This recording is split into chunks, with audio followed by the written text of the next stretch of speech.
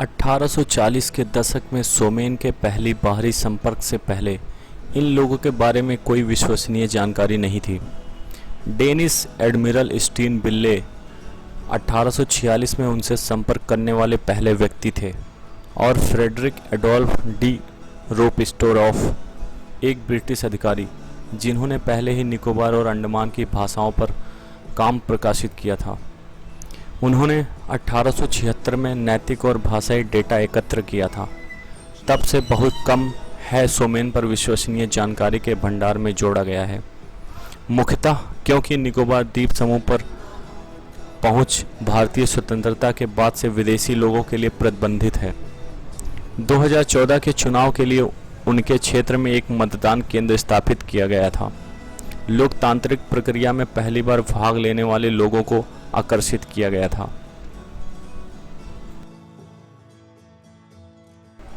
- 2001 में जनसंख्या लगभग 300 थी।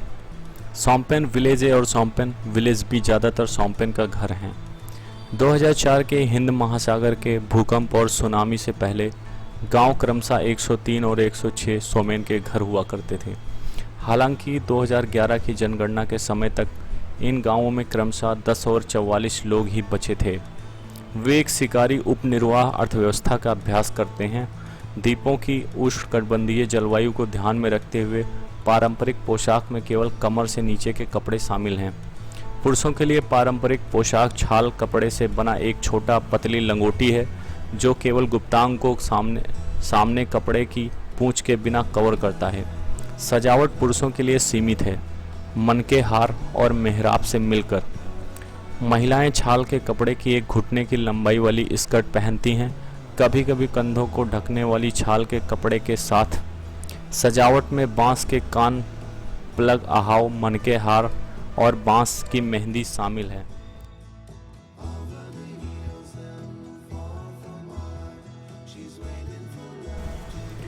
एंथ्रोपोलॉजिकल सर्वे ऑफ इंडिया को सोमेन जनजाति के पहले प्रमाणिक जनसांख्यिकीय डेटाबेस के साथ दर्शाया गया है, जिसमें सोमेन जनजाति अंडमान और निकोबार द्वीप समूह में कम से कम विशेष रूप से कमजोर आदिवासी समूहों में से एक है।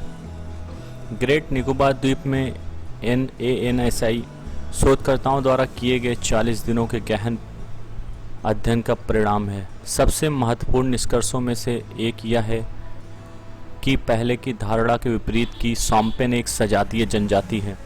इस अध्ययन से पता चला है कि समूह अपनी बोली में भिन्नता के साथ विषम है, अर्थात बोली जाने वाली भाषा को सोमेनीसे के रूप में जाना जाता है। अध्ययन के दौरान शोधकर्ता जनजाति के 78 सदस्यों के बीच आए।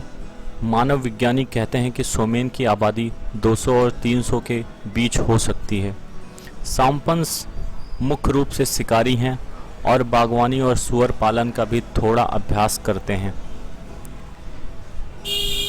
शोधकर्ताओं ने पाया कि पांडनस यानी द्वीपों में पाया जाने वाला एक उष्णकटिबंधीय पौधा जिसके फल वुडी अनानास से मिलते जुलते हैं, यह सोम्पेन्स का मुख्य भोजन है तथा जंगली सूअर, बंदर, मॉनिटर छिपकली और कभी कभी अजगर शिकार जनजाति के बीच आम है।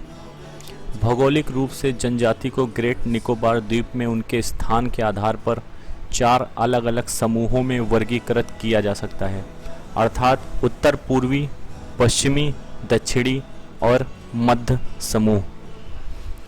हालांकि इन विभिन्न स्थानों में जनजाति समूह की गतिशीलता, उपस्थिति और बोली जाने वाली भाषा के भीतर उनके संबंधों के आधार पर अलग अलग उपसमूह हैं।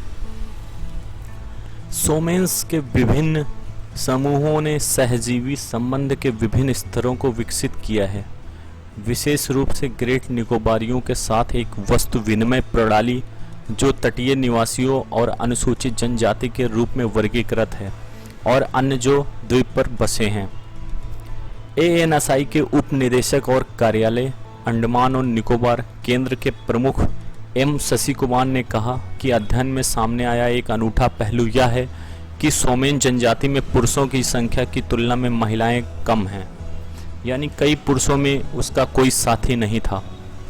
अलग अलग समूहों और उप समूहों की महिलाओं को पकड़कर विवाह करना शोम्पेन समाज के रीति रिवाजों में से एक है।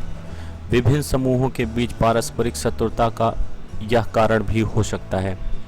शोम्पेन्स अंडमान और निकोबार द्वीप समूह के 4 अन्य जनजातियों यानी जारवास, ग्रेट अंडमानी, ओंजेस और सेंटिनल से अलग बनाता है।